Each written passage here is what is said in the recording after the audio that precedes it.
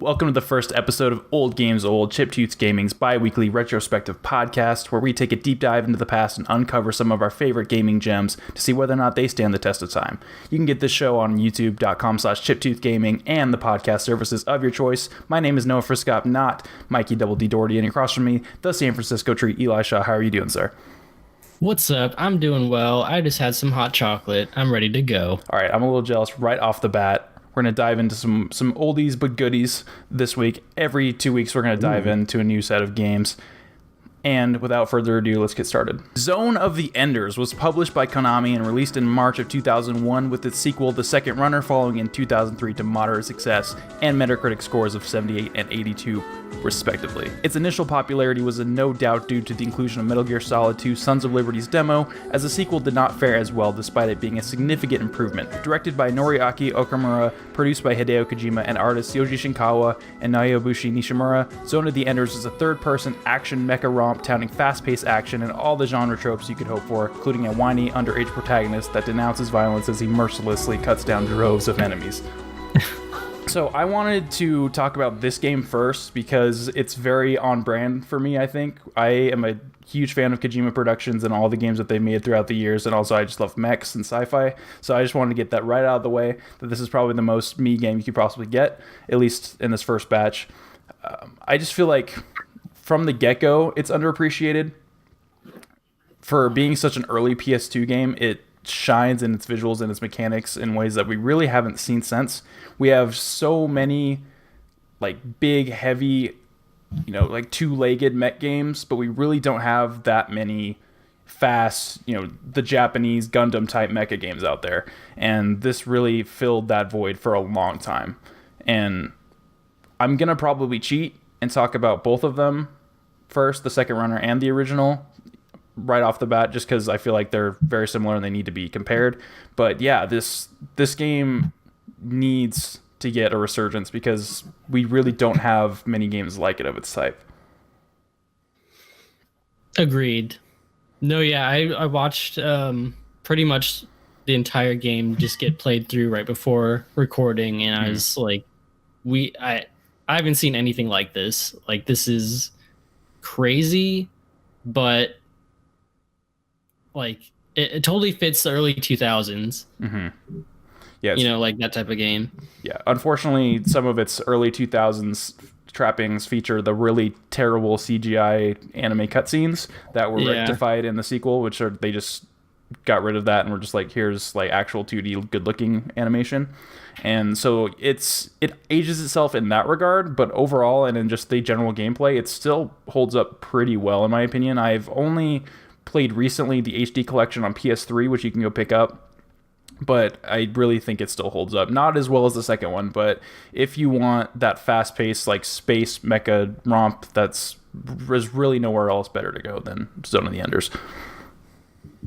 I would also say, like, if you want to kind of just go back in the history of open world games and like you could see so much influence taken from Zone of the Enders, especially the first one. I think like I would say the camera work on that game is pretty revolutionary. Like, I would compare it almost to Spider-Man's camera, just watching it, the way it would follow the action and the characters. The lock-on system, it doesn't work if you're like me and you like to zoom the camera around and look at the front of the character, but in the moment-to-moment gameplay, it works really well. It's snappy. As you defeat each enemy, it moves around. It's very cinematic. You get that very Mobile Suit Gundam like clashes of swords. You get them bouncing off. It's a very cinematic game, and the fact that you compare it to its contemporaries at the time, it completely outclasses them.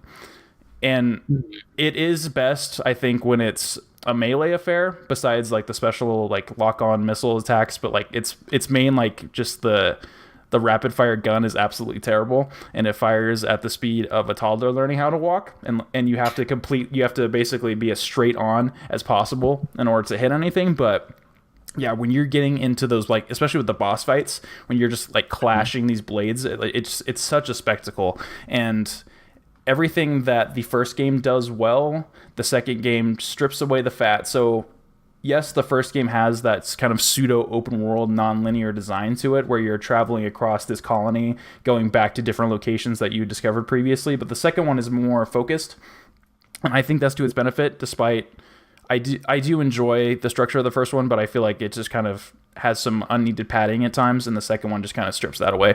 But yeah, in the first one, you're traveling to these different areas in this colony and fighting these different enemies, and in the second one, it's more of like you're going from place to place, cutscene to cutscene, and taking part in these really just overly over the top epic battles in these mechs. And the mecha design in these games are probably some of my favorite just in general. Yoji Shinkawa knows how to make a giant robot look badass. And and there's very, very clear parallels between Doherty, which is the main mech that you pilot, and Metal Gear Ray. And just the whole visual style, especially in the second runner, they pretty much just said, if it ain't broke, don't fix it. We're gonna just copy Metal Gear Solid 2's art style, which is totally fine with me. The very the octagon, like almost like beehive structure, and the fonts are the same. Like it's pretty unabashed. But if you're gonna copy anything, copy that. Mm-hmm. No, yeah, it's definitely a Kojima game. Even though he's just the producer, like I could tell everything kind of had to go through him at some point in order to, make it into the final version. Yeah, you can definitely see his influence all over it, and just the fact that it's Yoji's art style makes it work and click so well in ways that most other series could really hope for. Like he gives the games that he works on such a distinctive soul to them that you can't. It's like there's a lot of great artists in games, but like just something about his style is just so cohesive, and like everything feels like it fits together. Mm-hmm. And that's down to just the aesthetic of the colony and the boss designs, which are all like really over the top, and like I don't know, it's crazy and bombastic, but also it all works together in a cohesive whole.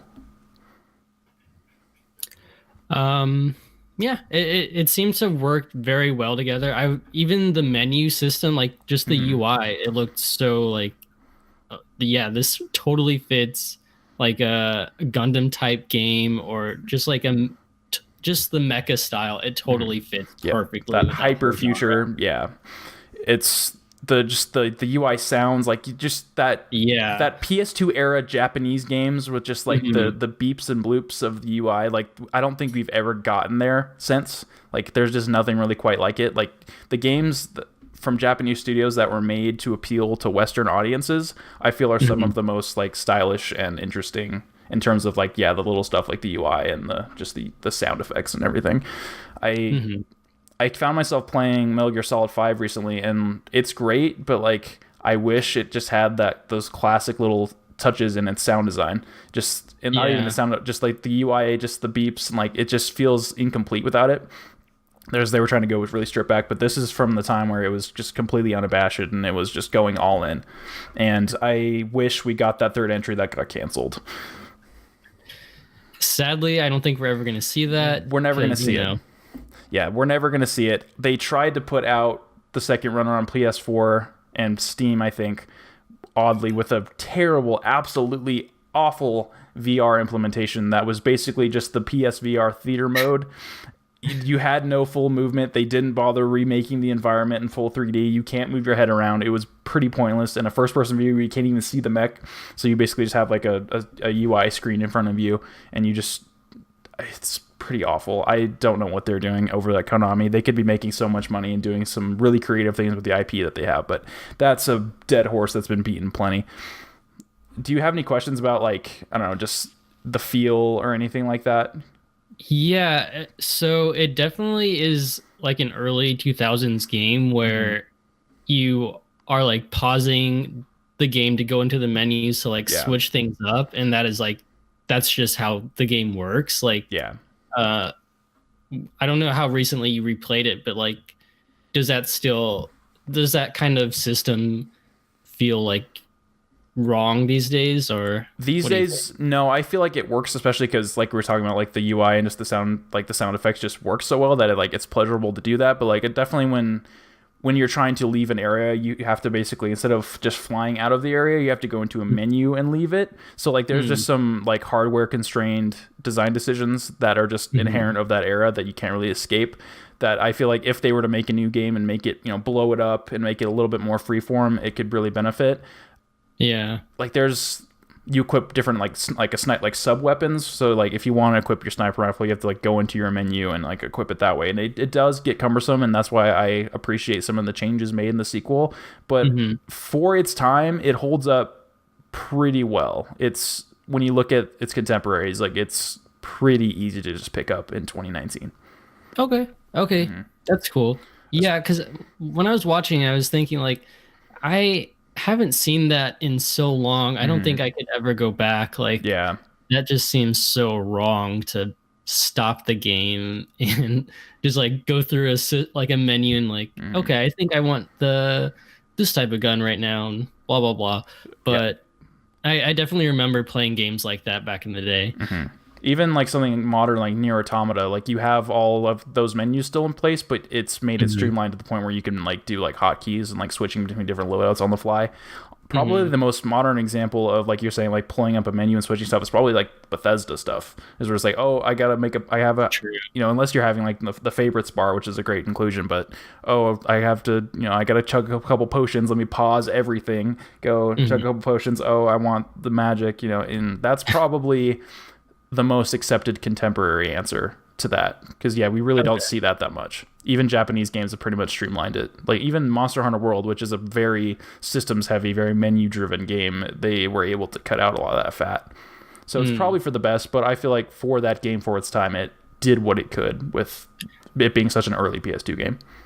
Yeah, I'm just so surprised that it's such an early game that like it looks actually pretty good on the PS2, and it plays like I didn't watch footage of the PS2 version, but like I couldn't imagine this being like even capable to run on a PS2, but obviously it was.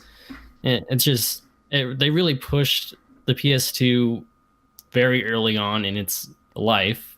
Yeah, and then I feel like that's Kojima Productions has always been at the forefront of innovating in technology, and so just the fact that you see that so early in the PS2 generation is really cool. And it is surprising to me. It does chug in, like, especially in a few of the boss battles, but it's generally in a lot of pretty small self-contained areas. It has a lot of those spread around, so it feels a lot bigger than it probably is on a moment-to-moment basis. But yeah, it's pretty. I don't know how Shadow of the Colossus run. Like that's a game that I'm like, how did the PS2 do this? Like there's a few games that have that for me, but especially one so early on. And I feel like the second one was able to get away with some of its increased fidelity because it was a tighter, more focused experience. But I can't speak to the technical side too much, other than it's just really impressive that they were able to do this only a few years after the first Metal Gear Solid came out. No, yeah, I think another thing I don't know if it's a question, but like I want to focus on like the camera work of it. I just reading like the development. Apparently they spent like an entire year just on the camera, like getting that to work perfectly. And it really does work at like a modern PS4 game. Like I just finished playing the Spider-Man DLC, and I was noticing watching this game, like, oh yeah, same camera work, like it'll jump around a little bit, but it'll ultimately focus on what's going on that you need to be seeing. And like I don't know, I'm just really impressed that they took so much time just on the camera. And you know, you wouldn't really think that's a main focus, but like in this type of game, it has to work perfectly. You're just floating around, like shooting, slicing, like skating, like essentially you're skating through the air. Yeah, and I love the effect where if you are flying for most of the time, but if you choose to go on the ground, like it basically like it skids and like there's like sparks flying off its feet. Like there's just so many good little details like that. And I'm really surprised that this didn't take off as like a big franchise, because like they tried, like there was an anime, there was a Game Boy Advance spinoff, like they really tried to push this and it just didn't hit, I think, with Western audiences. And I feel like now with kind of the mecha genre kind of on its not decline, but it's definitely kind of stagnated, and there isn't really as much of a boom as there was in the 90s. I don't think they're even... I think the time to try it again is kind of past, unfortunately. I feel like they did it at the most viable period, and that kind of saddens me that it wasn't able to pick up then. Like, they got Sunrise, the Gundam studio, to make an anime for them, and it still just... it didn't pick up the same way. But yeah, that's really unfortunate because, today, if a game like this came out, it totally would need a whole anime, either series or movie. Like, look at Final Fantasy 15. How many movies? That was ludicrous. I mean, probably not that much. It's like they had a series, they had a movie. Like, I watched all that garbage before the game came out because, like, I want to get invested in the world building. But yeah, it's like probably not as much. When you have to have a movie to explain your central conflict, you kind of failed. So maybe not to that extent, but just supplemental material. Like, this could have been a big universe, and it kind of got put out before it even got the chance. Yeah, that's true. But they tried to pick it up, and it just didn't work. So yeah, it's not to this in terms of the camera. Like, you that's probably one of the biggest issues with those games from that era is like the camera is always terrible, and like even like some of the best games you can remember, like the camera is usually bad. But this one is not only functional, it's stylish. It's super stylish, and it just makes everything look so cinematic. And I really wish we would get more of this type of game in like the mech genre, because we get games like the Western ones, the big like BattleTech and Mech Warrior and stuff like, and that's cool, but it's a completely different tactile feeling than what this delivers. And I hope that we get something like some kind of spiritual successor from this. Like, hopefully a silver lining of them releasing the second runner so late again is someone, a up and coming like independent developer sees this and is like, I want to make a game like this, and I want the flash visuals. There's a few like kickstarted mech projects going on, but they're a lot of like side-scrolling based. So like really the Japanese mecha game space is dominated by the terrible licensed Gundam games and some really actually intriguing entries coming out of the indie space, which is, the indie space is always doing the cool stuff lately, at least with innovation. So if you want good, high quality mecha games, either support the independents or go back and see this. You can play it on PlayStation 3. If you have PS2, those versions I'm sure work just as well. Get the PS4 version. Don't try to expect to have a good VR experience with it, but I feel like this game is definitely worth playing still in 2019, and I think everyone who's even slightly interested in just really stylish mecha battle should give it a shot. And I think that's a really good thing to answer like so early on, like in 2019, does this game hold up? Does it hold up, or is old game old? Yeah. There it is. There you go. First episode, we're getting it laid out. So how do you feel about the plot? I know you watched like however many Gundam series there are out there. There's so many. I have like, I feel like I've been I basically started watching those shows and movies like last summer, and I'm still chipping away. There's so much content, and the plot's nothing special. It's so formulaic. You don't play this for the plot, you play it for the mechanics. The first one is a lot harder to get through because the protagonist is terrible, and I'll say that like it's probably one of the best games with one of the worst protagonists. And just like, it's your typical like archetypical mecha kid that like he stumbles upon this war machine and he's like, war is terrible, I hate killing, and then just proceeds to kill a bunch of people.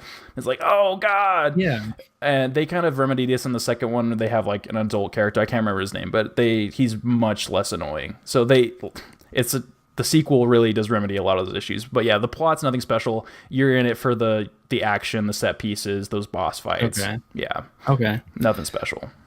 All right.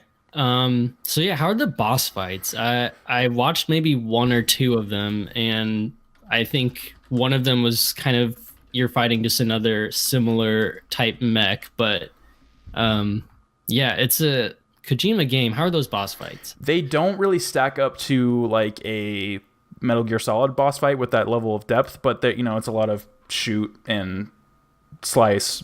Yeah, so like it's pretty limited, but there's in the aesthetic is where they kind of shine. You get that Yoji Shinkawa design, like it kind of brings it, elevates it to from what would be a pretty mediocre encounter to a pretty cool encounter. There's some pretty monumental in terms of size encounters in both of these games, and But I do think that my favorite are just the one-on-one, just mech fights of pretty comparable power.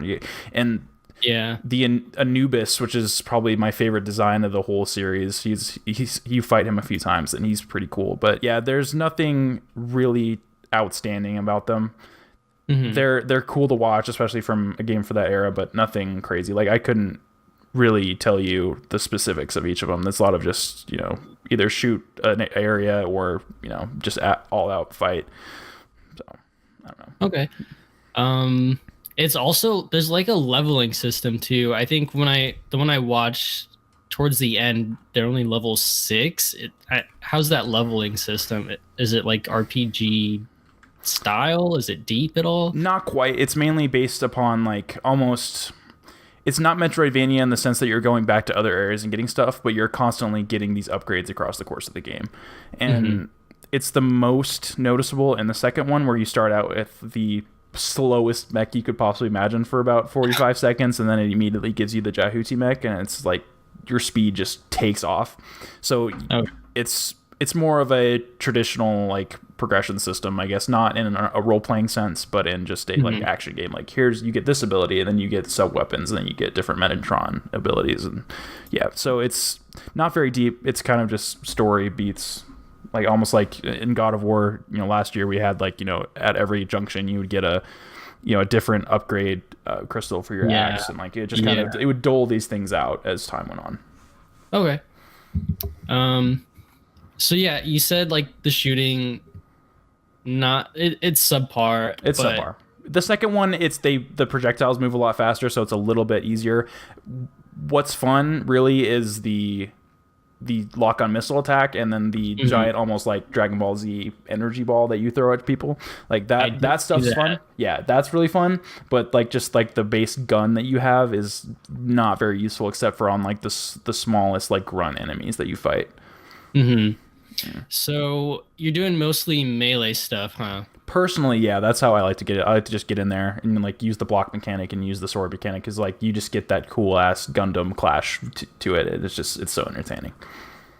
Are you unlocking like different swords and stuff, or are you just it's pretty much just like sub weapons. I would like to see, if in a hypothetical sequel, I would like to see like an expanded, like maybe like over the shoulder gunplay system, and then maybe have some different like almost Gundam-esque beam weapons and different swords and such of that nature. I would probably, if I were to pitch a third game, it would be a lot more. It would probably, I know every game has RPG elements these days, but I think it would benefit from these RPG elements, especially with customization and like adding on different types of weapons and dedicating it to like either like a gun based build or a melee based build. I think there's a lot of potential there. But yeah, it's pretty basic. It's not a very long game. Like I think the first game you finish in like 6 or 7 hours, so it's like it's not like it overstates its welcome really. And if anything, that's probably the worst part of it is it is so short, but also with its limited mechanics, you don't really want it to say it overstates welcome, and I think it doesn't really do that. And I couldn't tell you how long. Let me try to find out how long the second one is I couldn't tell you right now. How long? If you look on YouTube, the one I watched, I think he played through the entire game in about like 3 hours or so. On the first one? Yeah. Yeah, if you just kind of speed through, you can definitely do that. The second one is more along the lines of like 7-8-ish hours. So it's a little bit better, and that's just the linear path. So yeah, it's they're not huge, but I feel like if you were to do another one, you beef up the hour count, make it a little bit more mechanically deep. You have probably the best mech game you could possibly put on your hands. Yeah, especially if you go back and kind of revisit like the open world stuff and make it more of like a modern open world. I think it could definitely be a 12-hour game or so. Oh yeah, easily. Or even more. I think looking back, I played like 50 something hours of God of War, and that was a pretty linear game. I think you could definitely fit this within that space of like, you have your main plot, but there's other things to get sidetracked doing. Yeah, exactly. I feel like that would be pretty cool. I also saw like there's a mechanic about like destruction and hurting civilians. What's that all about? So I actually am really glad that you brought that up. So yeah, especially in the first game, you're in a metropolitan civilian area, and the game it basically berates you if you destroy too many buildings, and collateral damage is an actual thing you have to worry about. It doesn't affect you too much, but it's just cool that they were able to think about that, because you could easily, you're this giant mecha, you're fighting these other things, you could easily just get thrown into a building, and like then like the partner that the main character's with will like berate you about it. And so it's a really cool balance of like trying not to, as almost like an extra layer of difficulty, trying not to damage as much property as you can. So I think that's something they could really expand on in a sequel. If you were to have a more traditional open world city, just being thrown into buildings and like just being crushing these structures below you, and almost it'd be interesting if you could like use the environment more to your advantage too, because like it doesn't really affect how you play, but it's just a cool little extra added area of depth. Do they like rank you at the end of each mission or whatever? That's to an extent. I think that's something that a almost Platinum Games-esque ranking system would help, especially for a game this short. You want to up the replay value, give it a more like the S rank system, and how many hits you can take or how many enemies you can kill without getting damaged or whatever. I feel like that's some place where like a combo meter. Yeah, combo meter. Just make it a little bit more of a traditional character action game in addition to expanding the open world segments. I think you got something really cool in your hands. That would certainly up the replay value a lot, because it's kind of a slog to get into, but once you're there, it almost is so short that you don't get to really savor it. But so if it had some more robust like ranking systems, I think it would go a long way to making it more valuable. Okay. Who was the developer of Nier? Platinum? Nier was Platinum, yeah. Okay, I would definitely love to see Platinum take, like, I doubt they would ever get this IP, but like if they were able to do something like this, that would be so cool. That would be great, especially if they were to take a lot of inspiration from Nier, and how, especially in that first hour, I think everyone should play the first hour of Nier Automata. It's pretty much flawless, but how it transitions from more freeform action gameplay to like it turns into like a bullet hell shooter halfway through, and like it just what you could do with this IP and that kind of dynamic mechanics and structure, I think could be really interesting. Added on top of that, a leveling and structure, or not leveling, excuse me, a ranking system akin to Bayonetta or Metal Gear Rising. I think you could have a monumental game on your hands. Man, it's especially with that kind of they did Metal Gear Rising. Give it like give it like Vanquish's gunplay, and then a Nier Automata-esque like open world but pretty linear, like it's funneling you from area to area, but you're able to explore in this wider area. I think that's probably the sweet spot. Man, I want Platinum to make a fucking Zone of the Enders now, really bad.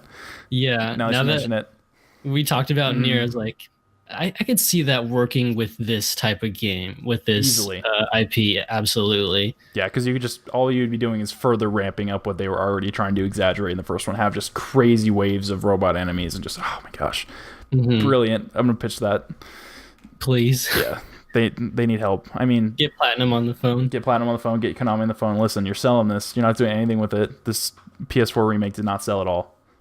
No. Let's make you some real money. I don't think I've ever seen numbers for the PS4 remake.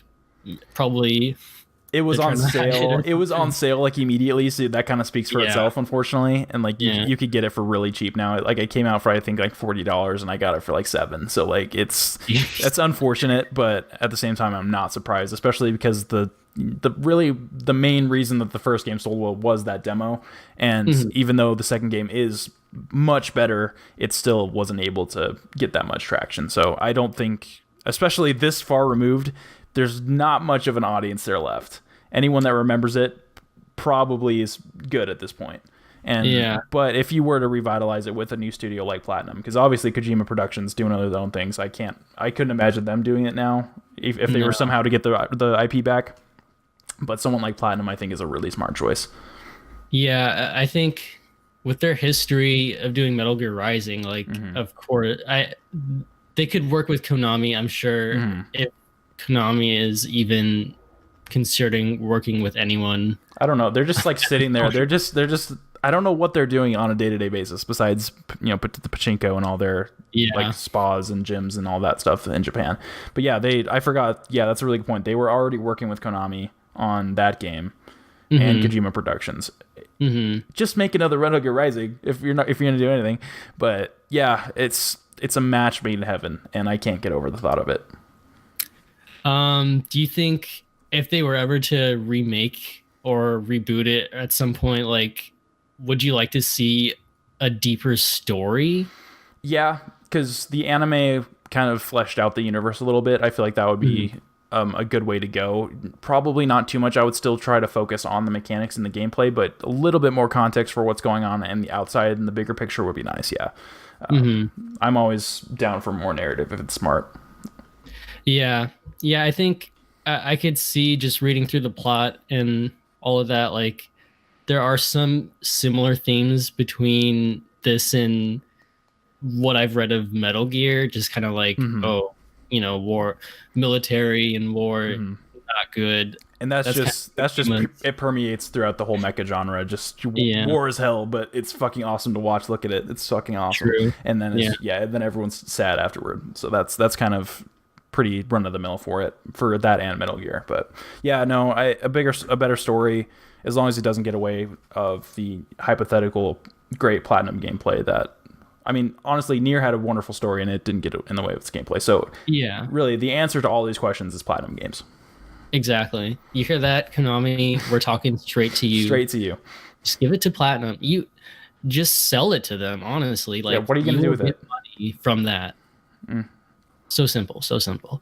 Yeah, I guess, like, in closing, it never really got its due. I think it was kind of just left out in the rain, and it's an IP that I think should be returned to, but I don't think will. And it's something that if you are interested in this type of genre or this type of gameplay, you should actually give a shot in 2018. You probably don't need to play the first one because the second one is so good and it's available in current gen consoles. But I would, if you're curious at all, just look up a YouTube video, just see what it's all about, and then give the second one a try if it goes on sale on a flash sale or something. But yeah, I definitely recommend it. I was gonna ask if because the second one is on PS4, and Steam, you can just get it right now. Would you recommend just skipping the first one and getting the second one, since it's a lot easier to just play? Yeah, I mean, especially, time is precious, and you should probably just cut to the good stuff. But it's if you end up liking that a lot, I would definitely, just for the history and especially with Death Stranding on the horizon, just seeing that evolution, I would definitely go back and check. But just if you have a cursory interest, just play the second one. It's demonstrably better. Okay. Fair enough. You can find that at your local GameStop, I'm sure. I see it every time I go into one. I haven't been to GameStop in a long time, but I'm sure, they're just piles of copies just laying in the trash. Yeah. Unfortunately. In the trash. Unfortunately. It sucks, but that's just the matter. That's just the way it is. So go to your local GameStop, look through the dumpster behind it. You'll find a copy or two, I'm sure. Sid Meier's Civilization Revolution is a 2008 turn-based strategy game developed by the acclaimed studio Firaxis Games. It was released on PS3 and Xbox 360 consoles and scaled down for mobile and Nintendo 3D.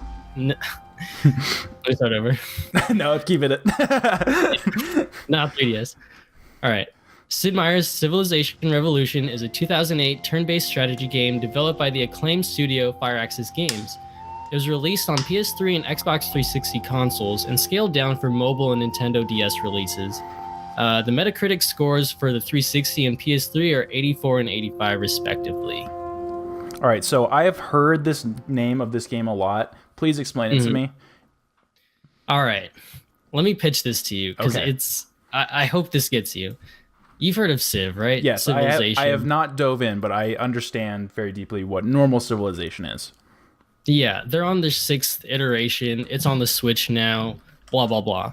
So imagine Civilization, the base game. Okay. But you kind of have to... It's a PC game, for sure. You need your mouse, you need your keyboard, you need your Excel right next to you. Yeah, your wiki pages right there. Yeah, everything right there. But imagine this coming to console. would this work? I'm talking PS3 and Xbox 360. It would probably work on PS4. We've seen XCOM on PS4. It works. Firaxis knows how to make a console port. Yeah, Firaxis is a top tier developer, and they did not skimp on Civilization Revolution. I don't want to say they dumbed down Civilization, but they kind of made it work on a console, and I'd say they turned it into an entry point into the Civilization franchise for people who don't really play PC games. Okay, so almost like what Microsoft did with Halo Wars. They're like, all right, we're going to take a PC centric genre and try to reimagine it from the ground up to work on console. Yeah, similar. They're both strategy games. Halo Wars is more, I think it's real time, right? Yeah. And then Civilization is just traditionally and always probably will be turn based. Okay. And I think that works better on a console than a real time strategy game for sure. Absolutely. Yeah. And they really get the core of Civilization onto this game without really like taking too much away from like the PC hardcore releases. You know what I mean? Yeah, so it doesn't feel super dumbed down. You're getting the same experience, or at least a comparable experience. Yeah, absolutely. Like, I think in the PC version, at least I'm playing Civ 5, probably in Civ 6, you can do a little more like stacking, like more micromanaging of your cities. Okay. This one, you can kind of get into it. It's not as deep, but they kind of put it in the background far enough where you don't have to get into the micromanaging to enjoy it. Okay. It's more just here's a turn-based strategy game based on history, like win in these 4 set ways. And you have like I don't know how many different civilizations, but they don't really take away that much from the PC versions, I feel like. And that's really the best thing I can say about this game, is that they're not taking too much away from the full experience, but they're changing it in a way that it works on a console and it will get you hooked.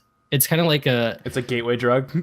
Yeah, exactly. Like, imagine this is the Let's Go of the Civilization. Okay, that's actually pretty apt. I that makes a lot more sense now. Yeah, because XCOM was my first kind of foray into turn-based games. It never really interested me, but once I got into XCOM, like that barrier was pretty much broken down. So something like that might be how I would get into Civilization. It's awesome. It's really good. I don't know. Do you have any questions? I guess just I'm looking on here, and I guess did you play the DS version? I did not. I can't imagine it's very good, but I mean, it doesn't seem to have terrible reviews. It looks more like a Fire Emblem or like a Advanced Wars almost. Yeah. It looks more like Advanced Wars than like it's turn-based, like a Civilization. Okay. Which, I mean, doesn't sound bad. Advanced Wars is, a 10 out of 10 game right there. So I guess my main thing is Civilization is very famous for having these really, really long, epic, drawn out campaigns. How long does a typical game of Civilization Revolution last? Yeah. In comparison. In comparison to a traditional Civilization game, I'd say it's pretty short. You can get through an entire game and probably in one sitting for sure. Okay, so it's not you don't have to just completely set aside an entire afternoon and evening to knock out a game. No, maybe like at the most 3 hours if you're playing on like the harder difficulties. Okay. Yeah. But you could really, if you know what you're doing, you can get a victory pretty early on. Because there's only 4 ways to win. I think that's pretty standard with the Civilization games. You have your domination, your culture, your economic, and then your technology. Mm-hmm. And it's at least playing Civ 5 I haven't played Civ 6 yet. I've heard Civ 5 is better. I'll dive into it one day, but I feel like a victory in Civ Revolution is a lot more straightforward, and they make it very clear to you like how to win in each way. You know, like you capture the capitals, or you acquire a certain amount of gold, or you just like trailblaze with technology, and you're basically one step away from winning, you know?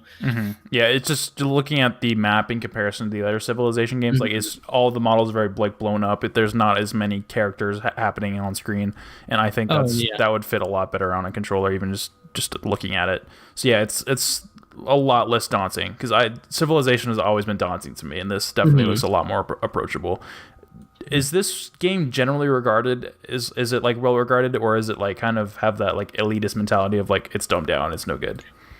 I mean, I feel like it's just forgotten by most people who are into the whole series, just because, you know, it probably came out in between core releases. So if you're playing on your PC, you're probably going to be playing mods of 3 or 4 or whatever was out at the time. Yeah. Rather than buying this console spin-off, you know, I wouldn't say there's like an elitist mentality. It was just very much forgotten. They made a sequel to it that was definitely dead on arrival as soon as they announced it, because it came out on the Vita only. And Android and iOS.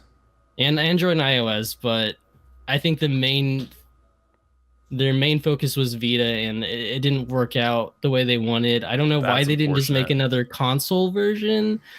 That really would have been awesome, because Fire Axis they had a lot of success with putting XCOM, Enemy Unknown or whatever on consoles. I don't know why they didn't revisit consoles again.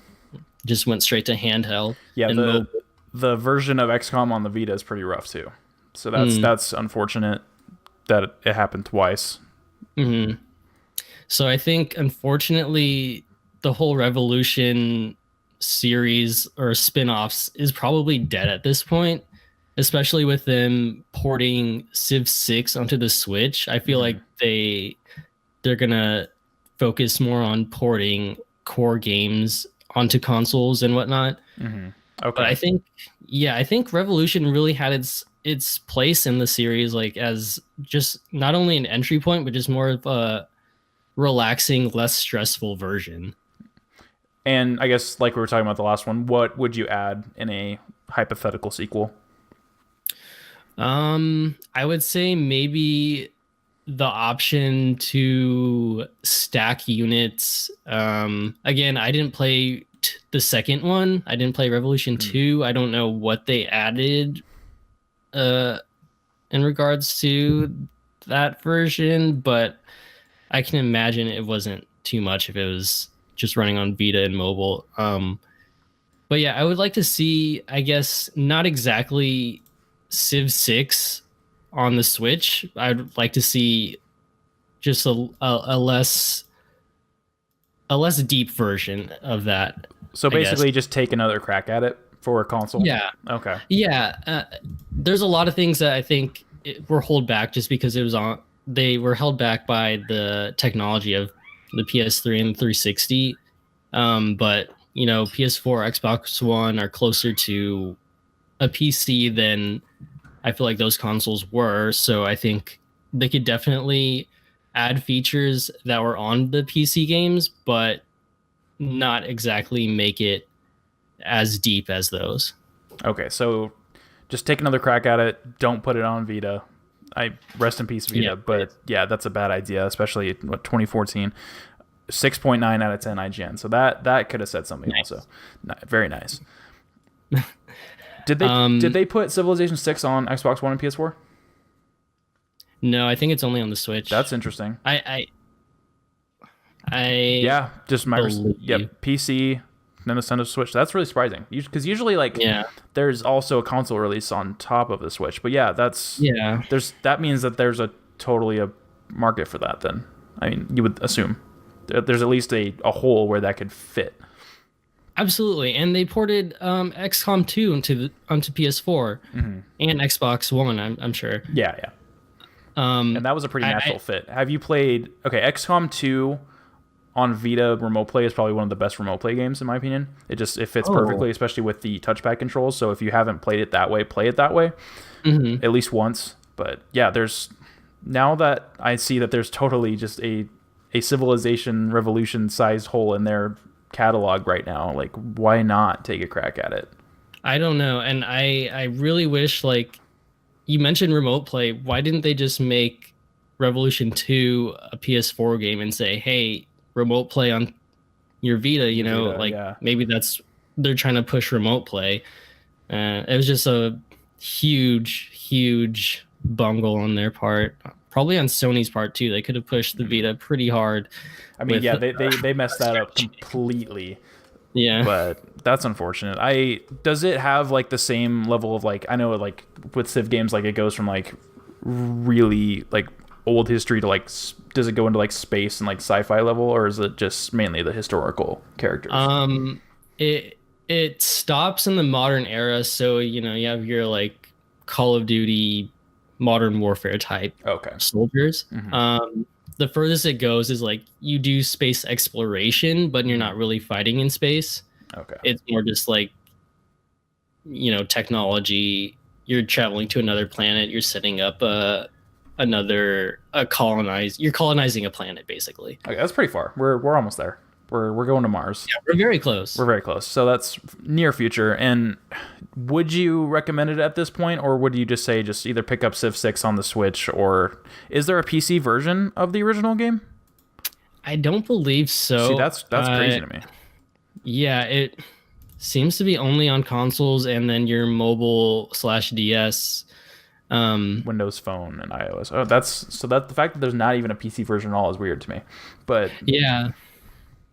So they really just tried to optimize it for those platforms then. They really did, and I wish they continued, because this could be a whole nother, offshoot franchise for them. You have your core Civilization, you have your XCOM, and then you have your Civilization Revolution. Kind of a middle ground. Yeah, it's definitely the more... I wouldn't say super casual, but it's of the three of XCOM, traditional Civ, and then Revolution. It's probably the more casual, accessible offering for Firaxis. Yeah, just some way to get people in the door that are kind of either daunted by them, like I was, or otherwise. Absolutely. And you don't really have too many turn-based strategy games on console, which I think that's where it would thrive, really. Like, real-time strategy does not work on console. I played Halo Wars. It's fine. It just doesn't work. It was much more evident when they put it on PC, and it's like, oh, it's really a lot better now. But yeah, no, I think Firaxis really has the market on these type of games, and the fact that they're not capitalizing on another Revolution game is pretty disappointing, I gotta say, from a fan. Yeah, so I guess right off the bat, the theme of the show is these things are dead, never coming back. But we'll sprinkle in some a little bit more popular. I think we said the rule was like at least 2 years old. So like there's gonna be some more modern-ish ones here appearing from week to week. So yeah, if you're interested, come back every 2 weeks, check those out. Any final thoughts on Civilization Revolution? It's on PS3. It's on 360. I wonder if they'll ever. It might be backwards compatible. I don't know. That would be a good move. Game Pass. I don't know. I hope Xbox looks into this genre, because they could really. They have their real-time strategy Halo. Like, if they can corner Firaxis and say, "Hey, you make these PC games. We're Microsoft. We're PCs. Why don't you make something for the Xbox?" I really hope it comes back at some point, and if you have the chance to play this on a PS3 or an Xbox 360, do it, please. Just because I think it's a game everyone should play. If you're not into like deep turn-based strategy games like the core Civilization or whatever, I think this would really give you like a glimpse into why this genre is so popular and so important in video games. I would say it is important, but like I feel like it's been on the decline. Like we saw like a couple like the really big term strategy games, like even in the real time space, like the Dawn of War 3 came out and it pretty much was a dud. Like it's kind of on the decline, but Civilization is such a big name that I feel like having this, and it is backwards compatible on Xbox One, so you can play it potentially at 4K on your Xbox One X. So go play Zone of the Ender Second Runner on your PS4. Switch over to the Xbox One, play some Civilization Revolution, and mourn the death of these games that we're never going to see again. R.I.P. Thanks for listening to our first episode. If you like that, subscribe to Chick Gaming so you'll be notified of our next episode all about Fear and Brutal Legend.